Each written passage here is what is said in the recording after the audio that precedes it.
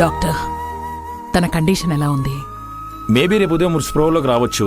Present అయితే వేరే complications అయితే ఏం లేవు. Okay doctor.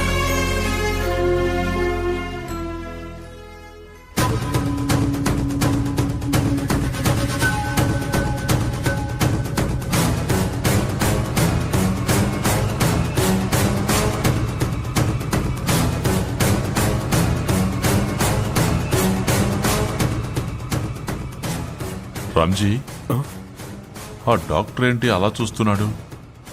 ఆ చూపుకి అర్థం ఏంటి? మన బతికే మనకు అర్థమై చావట్లేదు.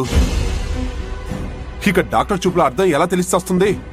ఫ్రస్ట్రేషన్ లో ఉన్నట్టున్నావు. శాంభవికి నిజం తెలిస్తే అసలు ఈ భూమి మీద ఉంటామో లేదో అని భయపడి చస్తున్నాను నేను.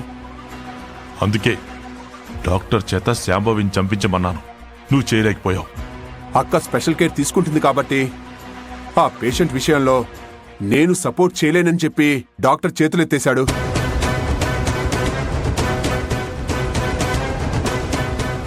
శాంభవికి నిజం చెప్పాలని శారద ఎత్తు వేస్తే దానికి పై ఎత్తు వేసి తను కింద పడేటట్టు చేసి స్పృహ తప్పించాను.